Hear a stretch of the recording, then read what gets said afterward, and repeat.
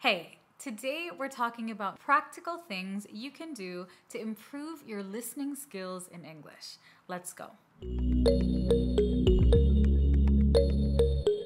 First of all, engage in conversations with other people.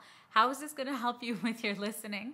Well, when you talk to other people and you get involved in conversations, you have a chance to pay attention and listen to the rhythm of their speech, the flow of a natural conversation, their pronunciation, their intonation. You can also listen for how idioms, expressions, and phrasal verbs are used in natural conversations. So listening to other people is a fantastic way to practice your listening skills. And of course, when you're engaged in conversations, it gives you a chance to not only listen, but also to process information, to think about what you're hearing, and of course, to practice your speaking as well, which is a bonus. Next, you want to listen to different types of English media. You want to listen to a variety of things like podcasts, television shows, ebooks, interviews, music. This is just to name a few.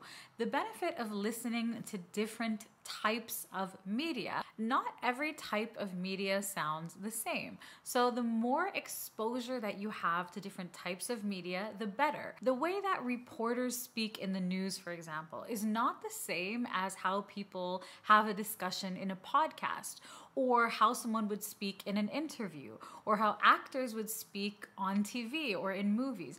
All of these things are different, right? But these are the sources of media that we come across in our day-to-day life. So it's beneficial for you to explore different types of media in English that maybe you haven't really thought about before. So perhaps you've only been watching videos here on YouTube.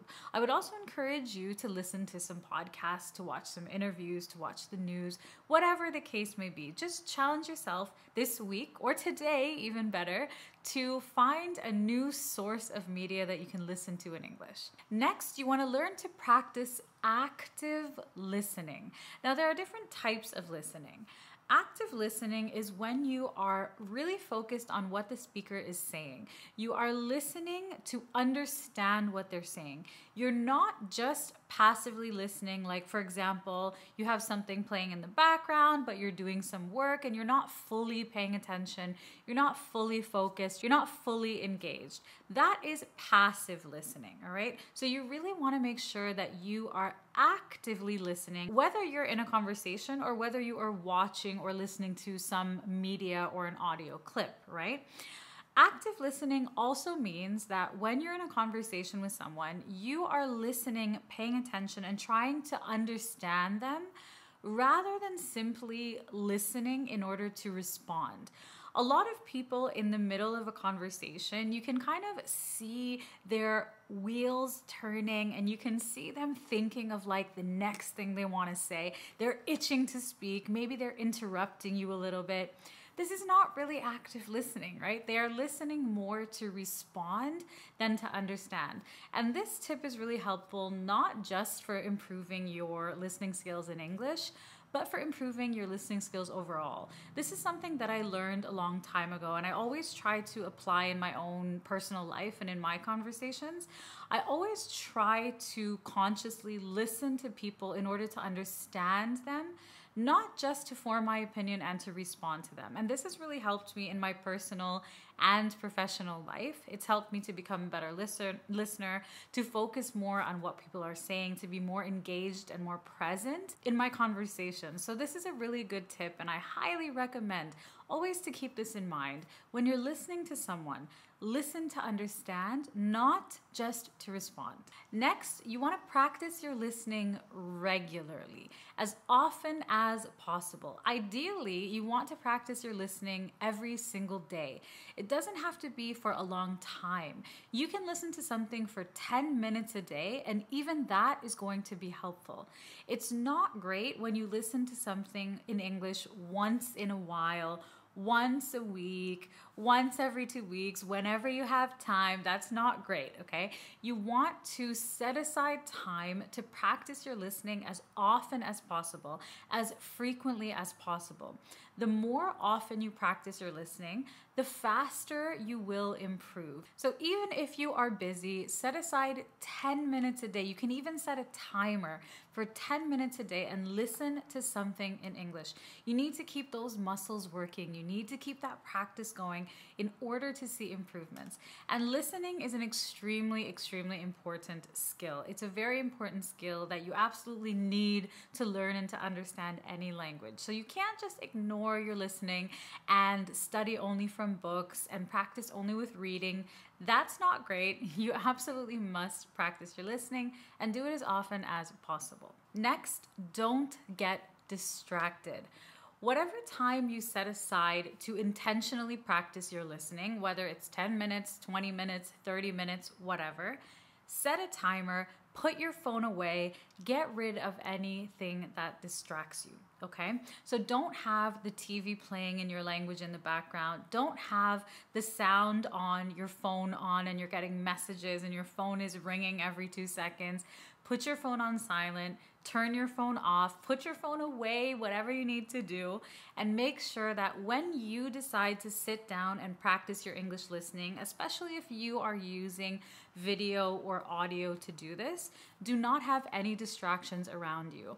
And for me, my phone is distracting. So when I have to focus on a task, I need to switch my phone on silent or get rid of it or put it somewhere else. It's distracting when I get notifications and so on. All right. So when I'm working, when I'm teaching, when I'm focused on something important, when I'm planning these videos for you, my phone is on silent. Okay.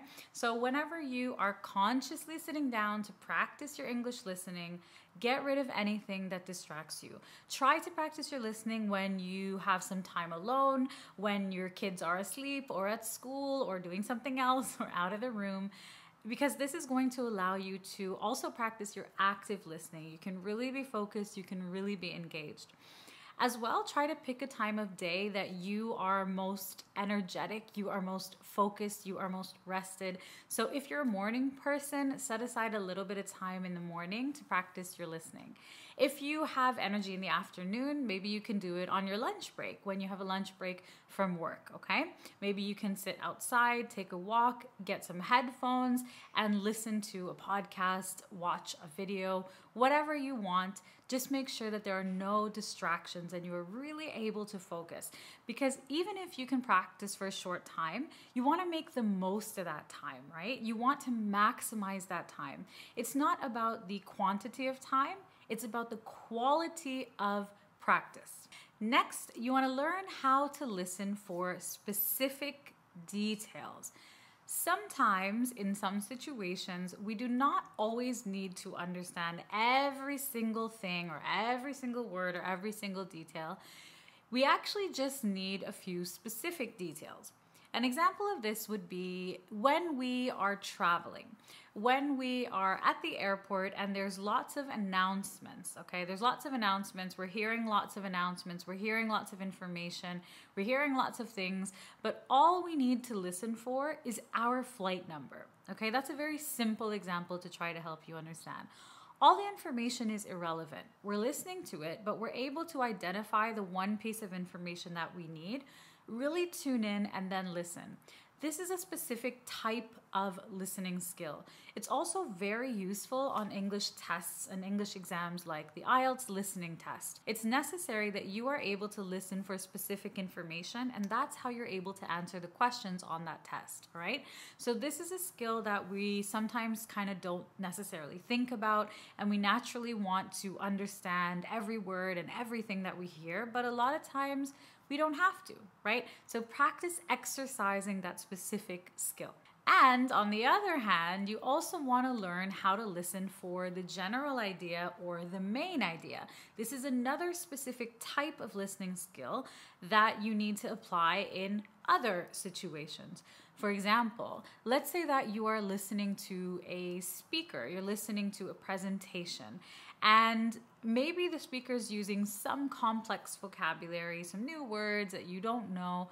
that's okay. Instead of getting stuck on those words and missing the rest of the presentation, what you want to do in this situation is switch your brain to the other side where you want to focus on the general idea and the general meaning, right? So this is a useful type of listening for when you're engaged in a conversation or a group discussion, when you're listening to a presentation, when you're listening to a speaker, when you're watching a television show or the news.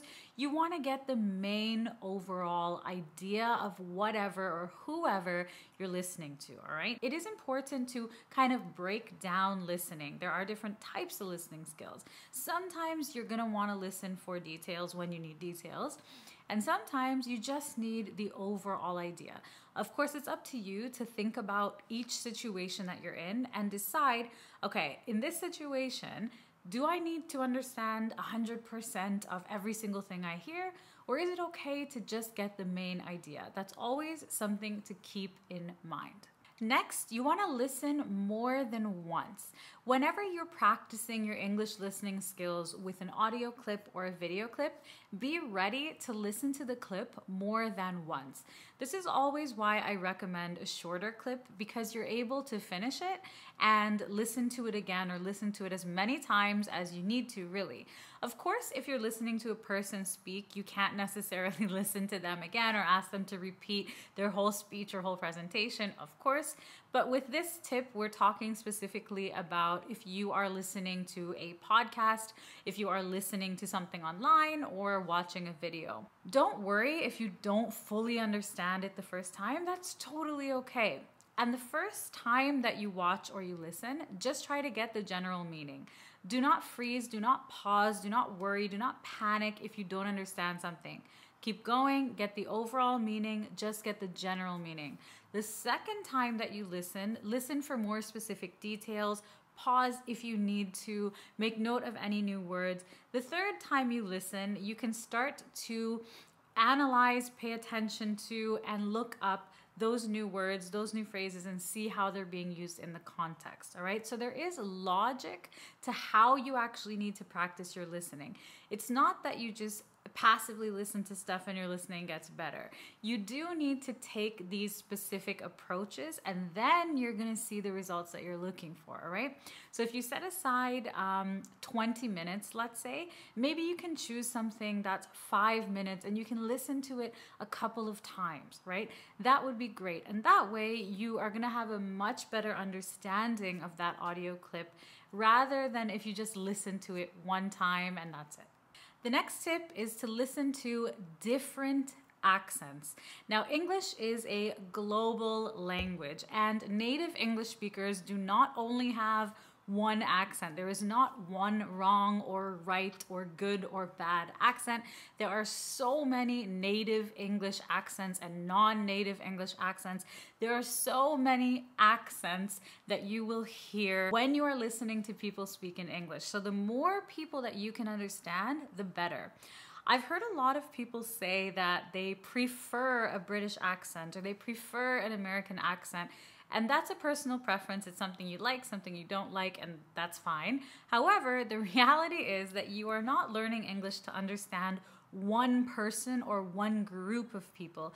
You are learning English to understand, listen, and be able to communicate in English, right? That's the point. So the wider variety of accents that you're able to understand, the better. And finally, make sure that you're listening to natural speech. The more natural, the better. And by this, I mean that if you are listening to content or material that is produced specifically for learning English, let's say it's audio that comes along with a textbook. A lot of times this is a little bit unnatural because it's a little bit slow, it's a little simpler, and you feel like, okay, cool, I understand this. And then you go out into the real world and you talk to people and you freeze and you feel like, I don't understand this at all. My English is much worse than I thought it was. This is a challenge that a lot of my students have faced. I've seen it firsthand. So to avoid that, what you want to do is when you are practicing your listening, listen to natural speech. People who are speaking at a natural speed.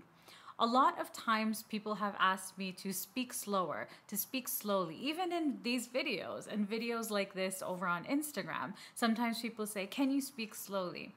And it's not that I want to be mean and I don't want to speak slowly, but I always speak at a natural pace because I feel like that is the most beneficial thing for you. I want you to listen to natural and authentic speech because that is what you're going to encounter out in the real world. And that's the whole point of learning a language, is to be able to use it out in the real world, all right? So whenever you're choosing something to listen to, choose something that is natural. And pretty much everything online nowadays is natural. So it's really, really easy these days to find natural speech online. And if you are working on your listening skills, I want to remind you about the weekly English Words membership. This is an awesome monthly membership that's focused specifically on helping you improve your listening skills and your vocabulary. Now, teacher Tiffany and I created this membership for you, and you will learn about lots and lots and lots of different topics. It's amazing for listening. I'll link it down below for you, the weekly English Words membership. As well, don't forget to grab your free ebook, English Conversations Made Simple. I'll also link that below the video. Thank you so much for watching, for learning, and spending time with me today. If you have any other useful tips that have helped you improve your listening skills, also do share those with us in the comments. I'll see you very soon in another one.